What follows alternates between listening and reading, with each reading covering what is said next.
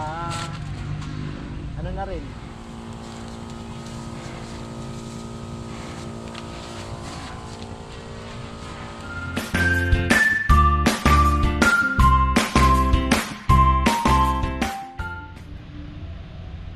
ayan, magandang buhay po mga farmer. Ayan, dumadami na yung bulaklak ng ating Indian mango at siguro mga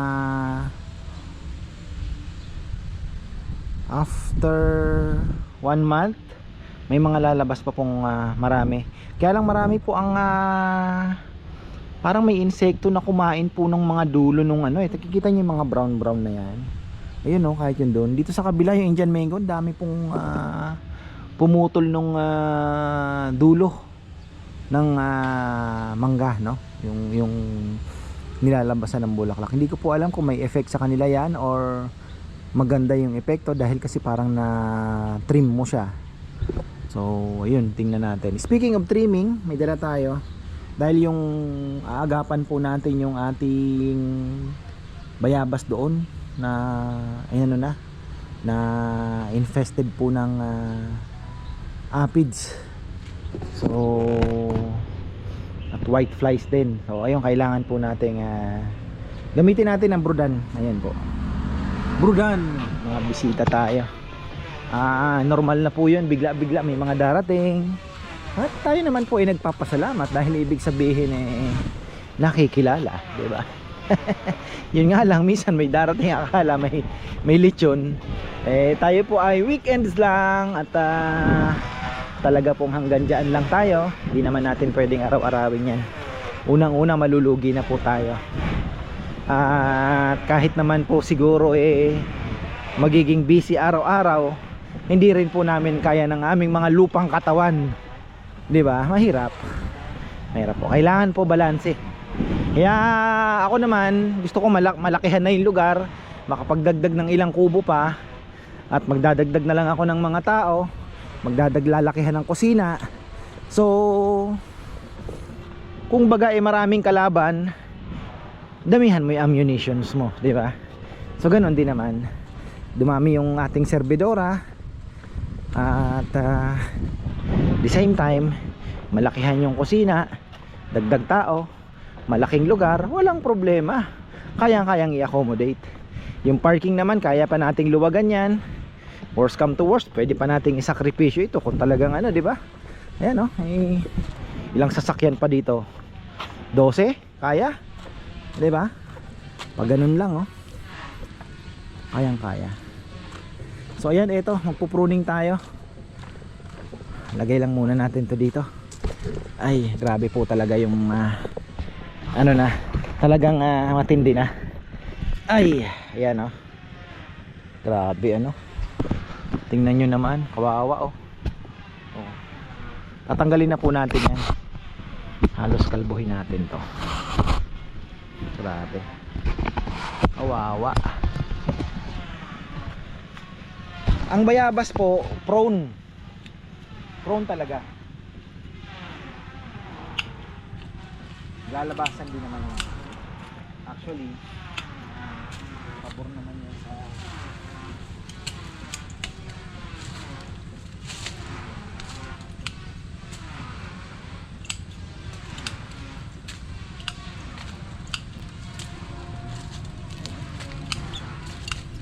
tsaka ano na rin, kumbaga sira na po yung dahon,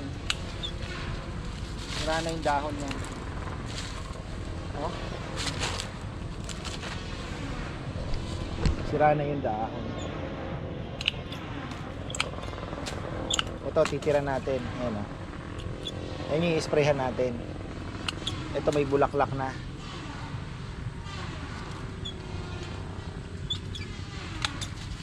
Grabe, lagot kayo ngayon.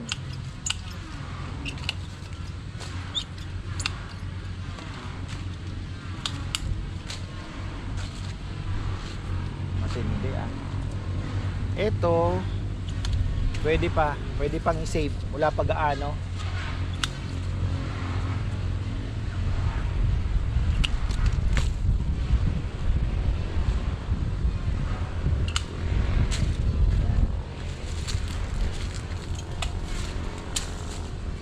na lang, ito talagang mag-i-stick sila sa bayabasan.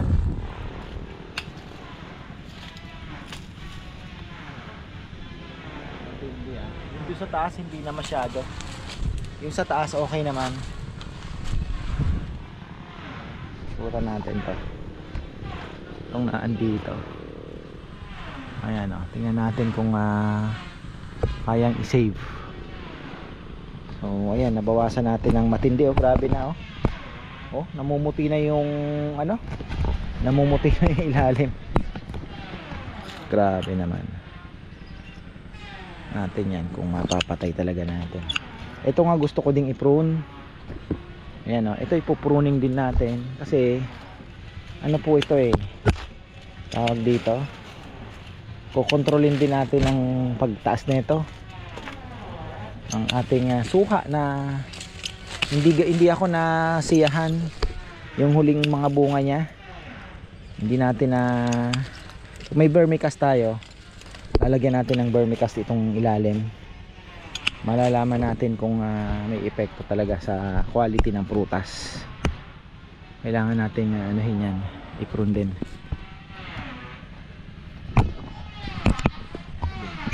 Sprayhan natin. Yung mga bisita natin, silip-silip lang daw muna sila. Gustuhan po nila yung lugar para daw sa susunod. Ayun, marami pong salamat pagka ganun, ano, alam mo yun. Mga nasa ibang bansa pa excited na. Naku, ang problema ko, hindi ko na i-charge ito. Patay. Sana naman wag naman tayong abutin ng lobat. Ang bigat pa naman. Ay, yari tayo. Naku, mukhang abutin.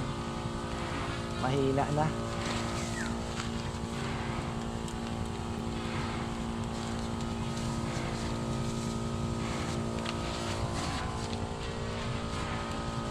Mahina na.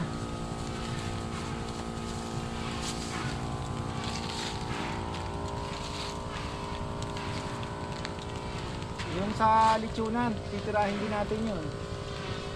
Ako kailangan i-charge. Mali ako.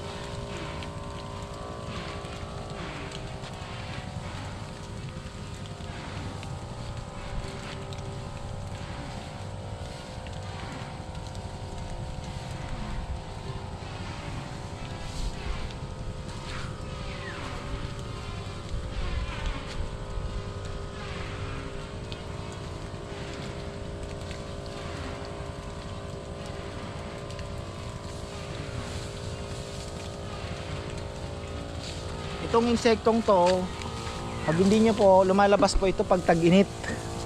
Pag hindi nyo po ito na agapan, talagang matindi kagaya po nito, hindi na agapan. Ito ay sa bayabas talaga karamihan yan. Pero sa papaya makikita nyo din po yan. Pati bunga nyan, pinupuno.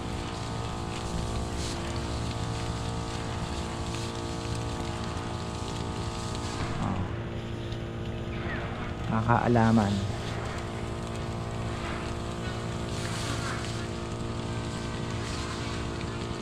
Marami ding insekto na ano, yung pumuputol nung parang beetle na pumuputol po nung ano. Meron no, ayun na andon. Hindi ko mapakita. Alam ko napakita ko na yan last time eh. Napakita ko yan eh. Pati po sa duhat. Sana ma-penetrate nung ano yung, kasi para silang may bahay, may sapot eh. Ayun, ayun, oh. Diba? Sana mapasok ng gamot.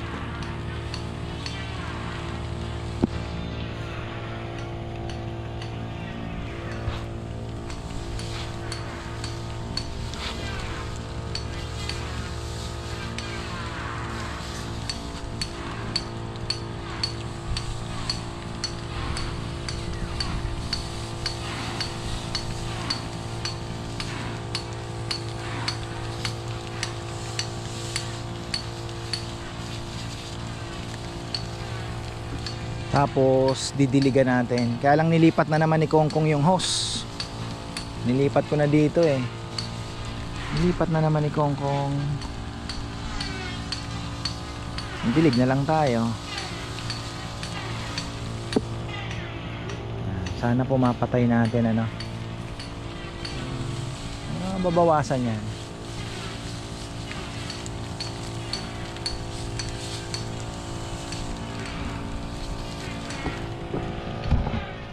Ayan oh, ito yung bayabas dito. Gusto ko din sanang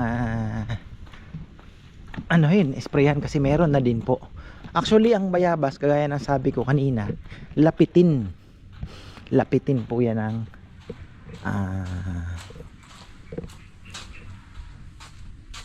ayan, dami na rin pala. Kailangan na rin, kailangan din. Sayang kasi nag-aano na din. Ayan oh. Ang tawag dito ay ayan o. Para siyang may sapot na ano. So ayan, titirahin natin yan. Kawawa naman. Ay dami. Pati ito kailangan ko na rin pong pitikan din ito dahil ayan, tingnan nyo, nagkukulot-kulot yung mga dahon niya. May mga ano, pero minanual ko po ito ng isang araw. Ginanon-ganon ko lang para mamatay yung mga ayan, tingnan nyo, may mga malaking bagay din kaya lang problema natin is paloobat na, mahina na yung buga, pero malay natin. Tapos ano din tayo na patubig, iwan ko muna yung hose. Anda rin si Rambo pala, nagwalis na dito konti na lang awawalisin bukas.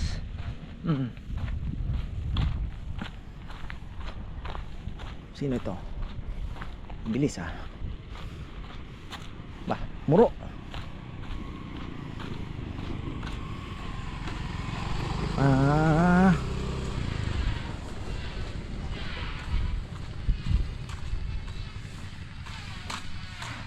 Natin dilig alas 3.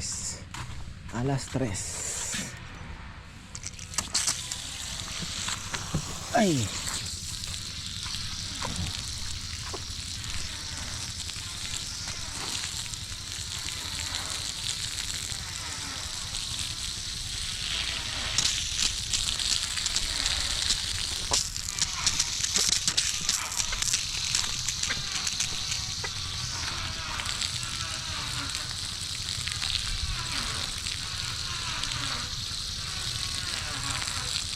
ako na siguro magsusundo kay Chichi. Basa pa to, maganda pa, bagong dilig lang to. Ito din mga bagong dilig. So kailangan ganda pa naman ang langka kailangan natin ilipat to. So kaya nahanap ko pa ganda paglilipatan.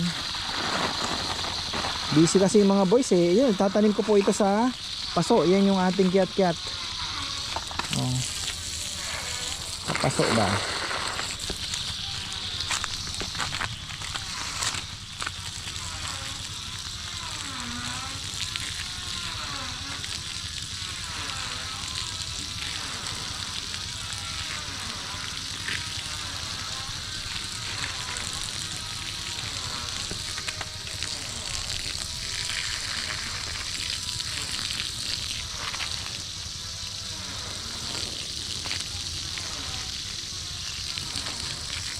Sana naman ay makapagpabunga tayo nito.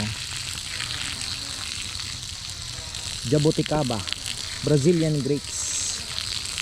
Sana po ay makapagpa tayo. Parang bayabas lang daw to sabi nung Actually yung binili ko, nakita ko sa kanila namumunga. Kasi syempre, ibig sabihin ko namunga sa pinagbilhan natin San Antonio Nueva Ecija, kaya sa Arayat, Pampanga, di ba? Klima po ang pinakamalaking dyan. Kahit nga yung Lanzones ano din yung mahirap talaga sir, sabi. Honest naman siya. Pero sabi niya rambutan mabilis lang. Lanzones talaga, sabi niya mahirap. O diba, at least inamin niya na mahirap ang Lanzones.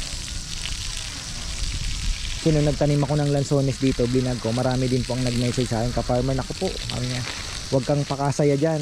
Totoo nga, sabi niya, hindi yan mahirap talaga ang Lanzones, sabi niya. Ang hirap. Kasi parang kahit diligan mo, pero yung klima, siguro yung init tong paligid, di ba? Ayaw niya. Ayaw nung maselan po ang lansones. Parang ganon. Iwanan ko muna to, tapos isprayhan natin yung bayabas. Dito. Dito muna.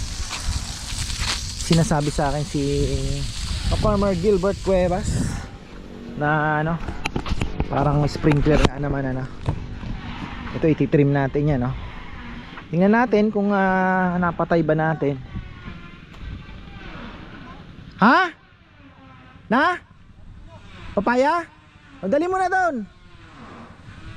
Tingnan natin. Marami daw hinog na papaya. Siguro na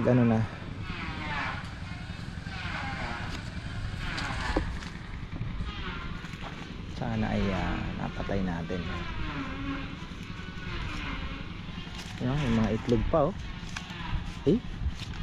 para siyang malagkit. Ayan malagkit po na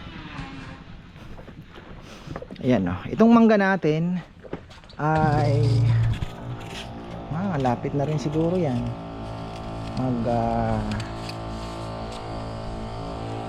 magbulaklak. Nako, di abot. Yun ang problema. Yan, kailangan ito yung yung sumpit. Pero makukuha naman po yung iba. Kahit papaano. Sa taas, hindi na. Sayang dahil pa namang parating na bunga. Merong merong pong ayun pati bunga pati bunga meron. Medyo na to. Tingnan natin after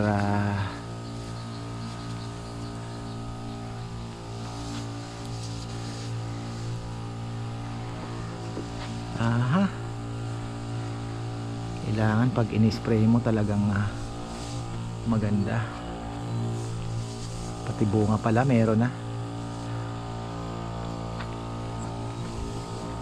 Nahin muna natin yan sa loob. Ayun, dami. Di po maiwasan farmer, napakahirap.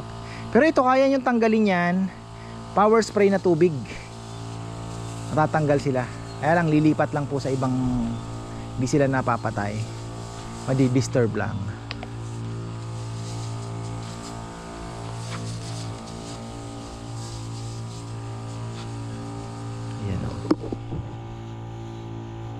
Tulong din to. Pero papatira pa natin to kay Kongkong yung isang pang spray natin malakas. Punta doon yung hangin.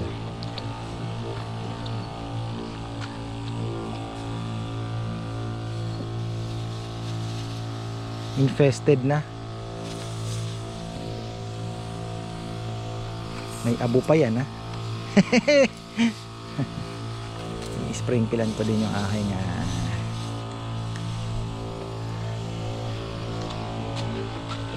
yung ating ay wala na, ubos. Nangyari wala ng naubusan ng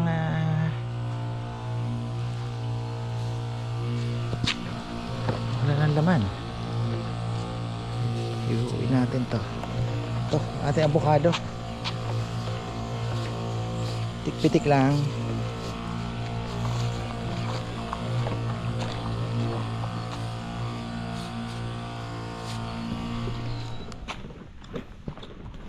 Yan, at least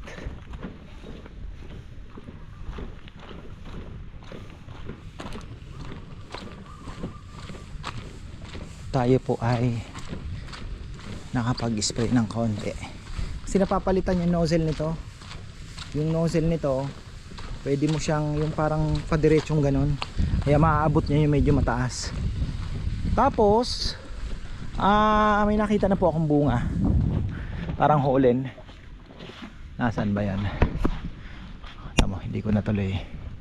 Baka nahulog hindi na mahuhulog. Ayun ayan pala. So nga wala na naman, parang madamot itong punong ito. Pero mangga marami na po tayo, marami ng bulaklak sabay-sabay. Magsasawa na naman tayo sa Indian mango. Magbebenta na naman si Chichi ng Indian mango. Gusto ko kasing maging ano siya business minded. Ayan. Papaya, baka gusto nilang ibenta bukas. Anuhin ko silang magbenta ng papaya.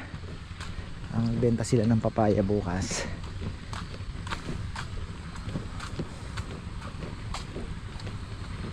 Papitas natin kay Kongkong yung mga pangbenta nila, o sa linggo na lang nila ibenta, pwede rin. Para tayong bisita ng linggo. Sigurado ubos yan. 50 kilos per kilo lang pwede na. Sa palengke nasa mga 70 yan kahit 50 lang pwede na.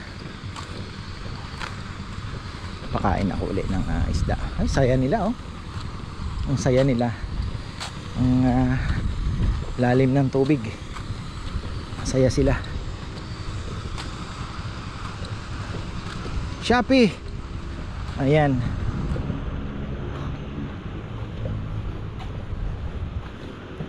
Sana mapatay natin yung mga white flies. Makulimlim ang panahon, ends. Ayan.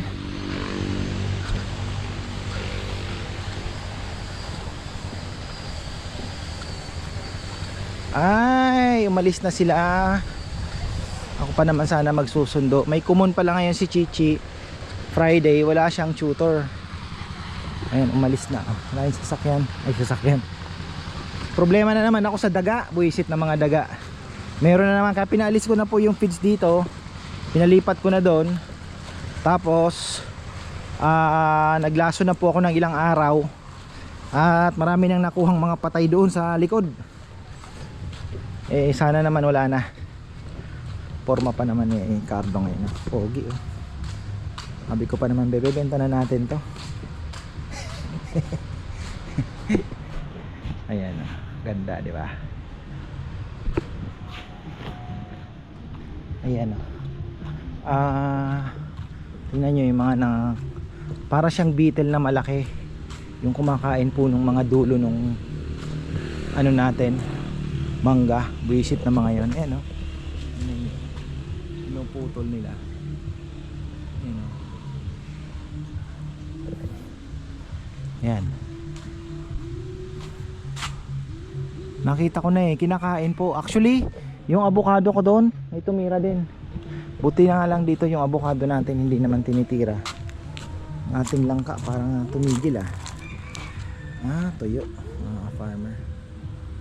Tuyo, kailangan madiligan to.